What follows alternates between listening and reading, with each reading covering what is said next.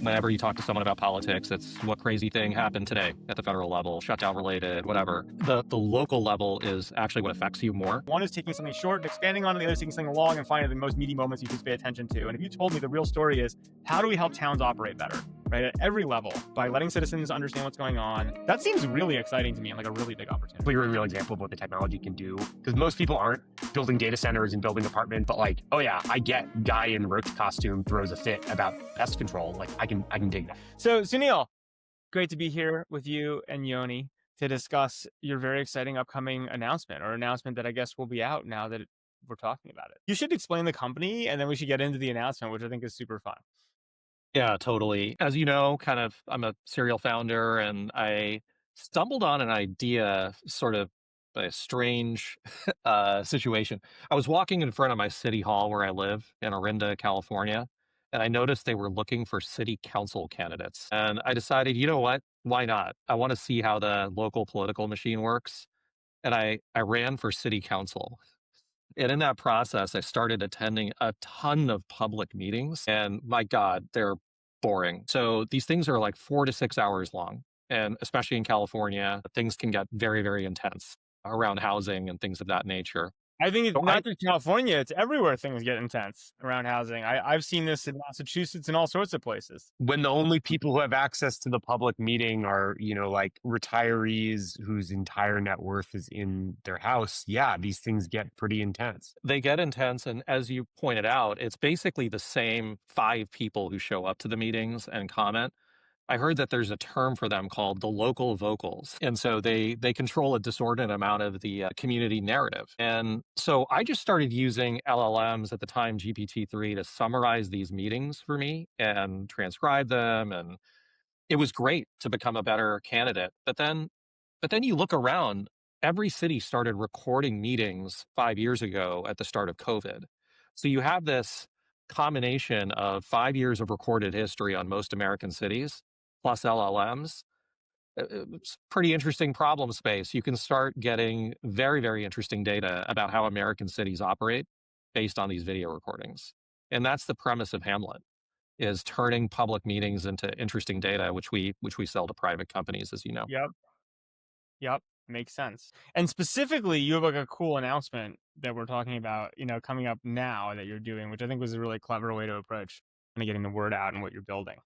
Yeah. It's so as you can imagine now, we've ingested, terabytes of video, and it's crazy what happens in these videos. And so I care a lot about this problem, like to the point where, it's, of course, we're in the business of selling this data to private companies, but if we get a few people to run for city council based on what they see and learn from Hamlet, that's a win too. And so the way to get people's attention, in my view, is start clipping some of these crazy moments from videos. And we're going to create an Apple TV channel, a TikTok, and an Instagram to bring massive awareness to what's happening in city councils and planning commissions all over America. We call it Hamlet TV. And even if you're not a buyer of our data, we're going to make you aware of what happens in these city council and planning commissions, and not just in the next door sort of way. We're going to show you the videos. And I think I have a couple of videos to show you. There's some crazy stuff that happens in these meetings. There is a person dressed up as a roach talking about a roach problem. There's people singing jingles about COVID. There's people tossing hats at each other. I can't wait for you to dive in more to what we have in Hamlet TV. But while it seems gimmicky and a little bit, humor driven, this is the way to get people's attention around on public meetings. It's to show them humor and, make them aware of the ridiculousness that happens every day around them. And People love, I just read that Ridiculousness, which is now going off the air on MTV, has been like 80% of the programming of MTV for the last like 10 years, which is just people doing dumb, over the top shit. America loves to watch people like act out. I think this is hilarious. And we're going to find these crazy moments and show you a very like clear and real example of what the technology can do. Because most people aren't building data centers and building apartments and building, office buildings. Like these problems and these products are like totally illegible to us. But like, oh yeah, I get guy in roach costume throws a fit about pest control. Like I can dig that. Everybody is so focused on the federal level is the other thing, right? I mean, whenever you talk to someone about politics, it's what crazy thing happened today at the federal level, shutdown related, whatever. The local level is actually what affects you more. And this is a device to let people know, like, look, this is happening 2 miles away from you, not in Washington, DC. And it happens all the time. You need to be aware of it because it's actually what affects your day-to-day life more than what happens at the federal level, to be quite honest. Tell me, I'm kind of curious. Like, obviously, there's every once in a while you'll end up seeing on TikTok of like a really funny moment from like some community forum or like one of these types of meetings. Like, how deep do you think it goes? Like, are there every week like thousands of funny moments or tens? Like, obviously, like there's Yeah, a very deep use for what you're building as a software platform for developers and things like that. But like, I'm just kind of curious. I mean, you've seen more video than anyone that's like, how entertaining when you splice these things out are they really? they're very, I mean, it's millions of hours of original content basically Wow. every year. I believe it's the single largest source of original content we have is city council, planning commission, and school board meetings. Yep. And so you have 19,000 American cities, 3,000 plus American counties. You have 80,000 special districts. Now, some of them roll up to school boards and existing places and things like that, but this is millions of hours of meetings annually. And so you can imagine how impassioned people get about things like just in California, there was the California Forever project with which Michael Moritz and others were getting behind in Solano County. You have data centers that are being blocked. We just had one in Tucson, Arizona called Deep Blue that was blocked by the community and the council. You have the longest public meeting I think we've seen in our database so far ran 17 hours with brief recesses, and it was people organizing public comment around a data center project. So these things are get wild. School board gets particularly wild, and we're going to do a lot more there in coming months. But it's extensive, and we're finding some pretty interesting stuff. What have you been most like surprised about in this? When we first met, I was like, I was just kind of shocked to learn that that there's gold in them hills. Like the entire premise was sort of shocking to me. It was like, you're telling me these things aren't transcribed, like there's not easy way. Like, what's been surprising to you? Well, to your point, I think for years people have relied on minutes and and agendas and things like that, which are interesting. We process agendas as part of our business, but really you need the video. And the city clerk is often overwhelmed and is backlogged by weeks. And so the record of a city is basically an abstraction of the city clerk in many cities. And if they don't take great notes or they're bogged down, minutes are going to be delayed by weeks, months. If they're writing things in a certain lens, a bunch of context is missing. So to me, the video and the audio are become like the key components of this. And I do think that you need that richness, that context. You need to see how a person behaves. It's just not good enough to look at the minutes. And these videos are, I can't believe what people are willing to say on video. Let's just say that. And I think it's because they feel like they're not being watched. I think you take You a should county have like a Los Angeles. you should have so like Sam has been working for a while on all these different sort of like petty lawsuit ideas. First of all, like when does that get incorporated and you just start letting people like directly sue cities within the platform? And then secondly, when do you start having a button that's like refer to FBI public corruption unit and you just like clip the video and just send it directly to the like local FBI field office and be like, this guy's clearly taking a bribe. Investigate this. Yeah, yeah. I mean, I think there's definitely stuff there in certain cities. I want a productive relationship with cities, and we have some very good ideas there. I actually think the city manager in most cities is deeply underappreciated, and the city manager just gets a lot of crap, and they have a tough job. Now, unsurprisingly, there are certain city council members and planning commissioners and the way that whole process works that have conflicts of interest that they don't disclose. And there is silly business that goes on. But I can tell you that I love this organization called the ICMA, which supports city managers. And we do want to work closely with city managers. And I have a very ambitious idea there, which, Sam and Yoni, I'll share with you sometime soon. Sunil, I'm kind of curious how you react to this, but this is the thing. Like, one version of the world you can look at is you look at these city council meetings and you say, "Wow, there's a lot of people who are spending an enormous amount of effort and time, right, on these like extremely nuanced issues, and some of them obviously like have their own personal motives, etc." The other way to look at it, which I actually have always thought about, is when you look at the kind of the boards or the communities that form around these things, there's a lot of people spending like an enormous amount of their personal effort and time to try to get things right. You know what I mean? If that makes sense. And it's really complicated and nuanced. Like, I've been involved in these things in Massachusetts where laws go back hundreds of years. And, people are really, it's actually amazing to me the level of professionalism to some degree and details and some of this stuff. And so I guess the question for me is, you know, because of sunshine laws and where we're at, these meetings are all recorded and open, right?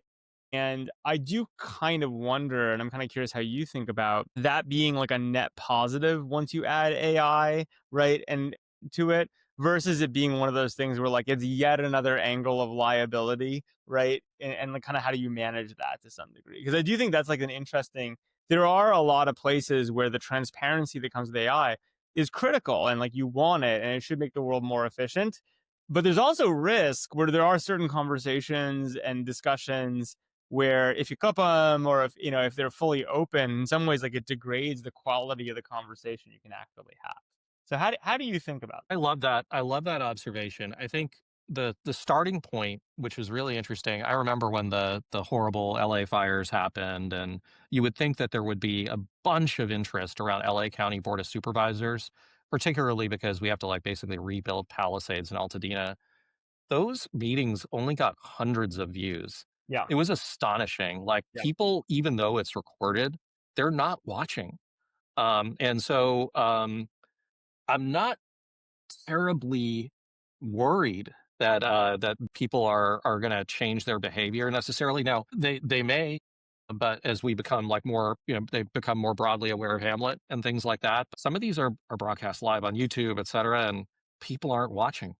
I want people to watch. I do. I think it'll be better. I think we'll get better candidates, Yeah. and I think I we'll al- get better people running our cities. I also think it's just like there's a level of like there's a lot of things I would love to participate in, but they're too nuanced for me to understand to some degree, right? And so I just wonder to what degree the AI like there's always going to be the fun moments in city council that can go viral. And honestly, I think we have to have fun and put it out there. There's no reason to not put those forward as like moments, but I do wonder on the deeper side. It's like yes, we want to help developers build, like obviously, right? And but I also just think even from a community and civic engagement perspective, there's just so many meetings or conversations that if there's no chance as an average citizen you have the time and effort to wade through, nor do you know the nuance of issues. But there should be an opportunity for AI at this point to parse these things down, help people understand their communities and like where to engage as well on the positive side. I don't know if that's necessarily the day one product, but I am Yeah, excited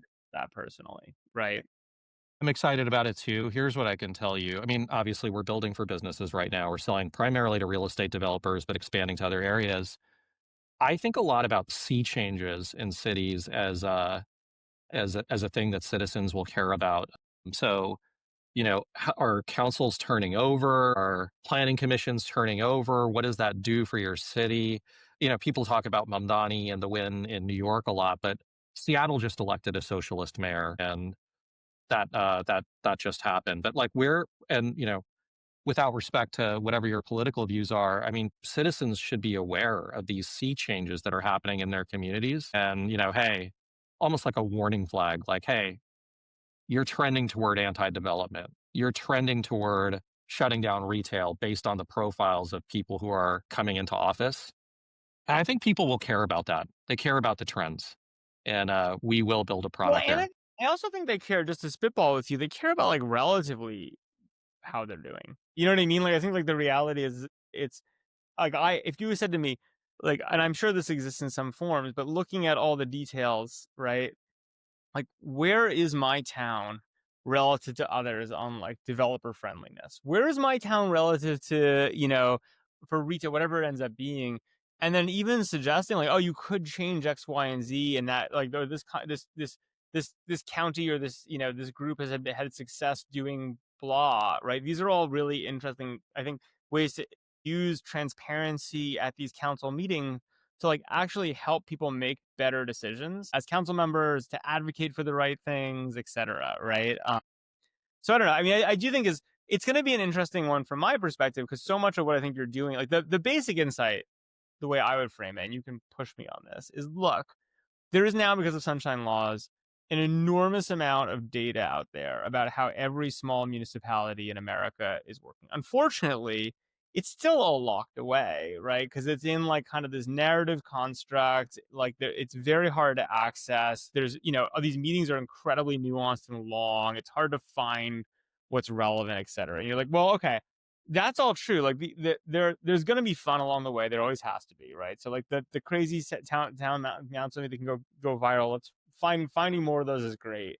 But I do think the broad story of like, if you think about what AI is actually good for, right?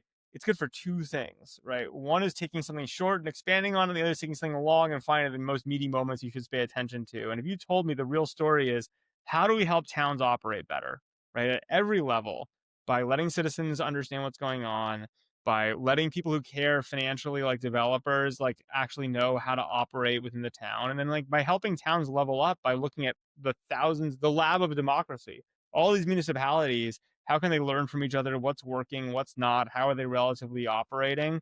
That seems really exciting to me and like a really big opportunity. Well, I'm going to steal your line, "The lab of democracy." I think that's a great line. Well, it's not my line. It's like Ben Franklin's line or something. Well, whose line is it? Yeah. Okay. Well, whoever you took it from, I'm going to take it from them by extension. But you nailed it.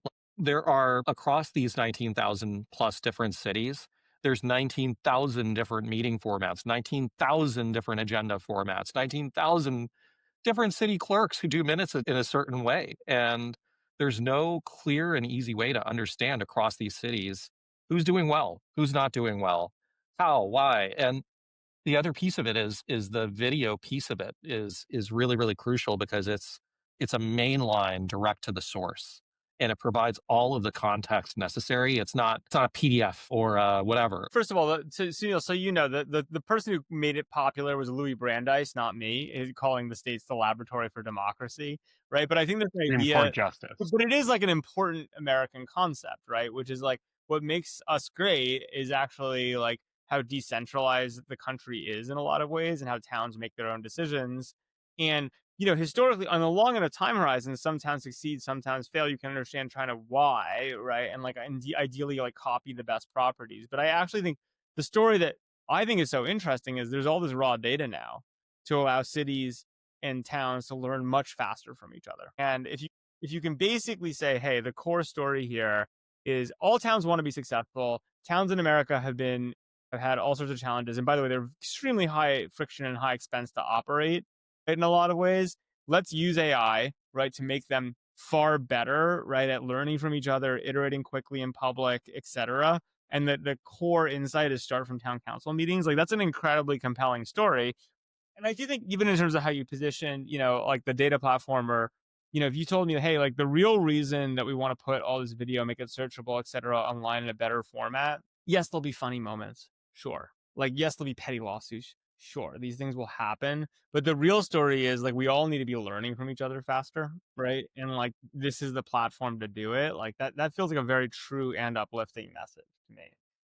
And the one thing I would it's like, Sunil, I feel like you and I are sort of similarly like abundance pilled and have talked about this in the past. And like, there's all of these really big, important sort of civilization scale projects that people sort of want to undertake, which is like electrification and, AI infra build out and reindustrialization and like all of these things, which are bounded like you might have billions of dollars, hundreds of billions of dollars getting appropriated in the federal government or, in boardrooms at Microsoft, but like ultimately they trickle down to like putting some concrete in the ground in Wichita. And like, Yep. and all of the big important things that we want to do have as this like super acute lever your ability to pour the fucking concrete in Wichita and 1,000 other Wichitas around the country. And if that takes 1 year, or if more often than not, it takes 15 years, like we lose. We lose electrification. We lose reindustrialization. Like we lose like the national security prerogative to build out AI. Like we lose all of those fights if we don't do this stuff faster.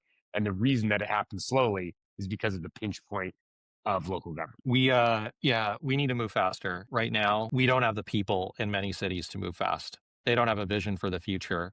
They have a vision for the present. And it's older, retired people who have time, and they aren't vested in the future. They want to keep things the way they are in many cities. And we need people who don't want to keep things the way they are, that see. Well, but there's also like you can go and help your customers find the places that do this. This should come from you, not from me. But like you can go and help your customers move faster by finding them the places that want to move faster. So here's 100%. the thing I'll push you on. If we start from lab of democracy, I think Yoni's point is dead on, which is one. Let's assume that everyone actually does have good intentions. Like everyone wants like America to be great. They want their town to be great, right? There might be different versions of what that looks like, and that's good. Like people should experiment and different towns should do different things. But the experiments should be public. They should be transparent about what the experiments are, right? And that will help everyone learn faster and do better things. So to Yoni's point, like there might be some towns where people don't want development and they want nothing and they want no. And like developers should know that so they don't waste their time on it. And, citizens should know that so they know if they should be there or not be there, if that jives with what their vision is. There are going to be other towns with great local leaders, right, that want a bunch of other stuff. They should be clear. It should be clear what those towns are, right? Like in the world, like where to go, where not to go, to developers, to everyone who wants to be involved financially or otherwise. People want to move to the town. Like that should all be very transparent, right? Like it should be scored. It should be clear. It should be clear for people who want to do well but don't know how, like what examples to follow. Like these are all like really compelling things that basically say it all breaks down to municipalities, and we should do a way better job with the data we have on knowing how to deal at the town level to like sort that all out, right? It doesn't mean your town can't do something that's very different than another town. In fact, you should. Like that's the experiment you should run. But you should be able to experiment much faster, right? And so I think the story of like make it transparent so we can experiment faster at the town level, right? And actually build better towns is just like a really, I don't know, that's inspiring to me for what it's worth. Oh yeah, no, and it's obviously inspiring to me. That's why I care about it so much. And I, like, it's not interesting to me to just sell the data. Like, that's not an interesting business. It really is about the, you know, the vision of seeing these American communities develop, and there's all these other things around it that we can do. Whether it is Hamlet TV or whether it is C-SPAN for these local governments would be pretty interesting. But it's kind of maybe Hamlet TV is a step in that direction. But we'll sell to developers, we'll sell to data center developers, renewable energy developers, we'll do all that. But yes, the idea that we can make America build faster is pretty like that. That is an inspiring message. Yeah. That's what we need. And we're just getting slowed down at the local level. Guys, it's great. Listen, I have to run, but this is exciting. It was awesome talking to you all today about Hamlet and Hamlet TV. Definitely check us out on TikTok, Instagram, and YouTube. We are also releasing an Apple TV channel, which you can just search for Hamlet, and Hamlet TV will appear. And we're curious to get your feedback on some of these clips. Hopefully you find some humor from them, but more important, I hope you become more aware of what's happening in American communities and take an interest in it. I mean, attending a city council or planning commission meeting or putting a public comment in a meeting is something you should care a lot about.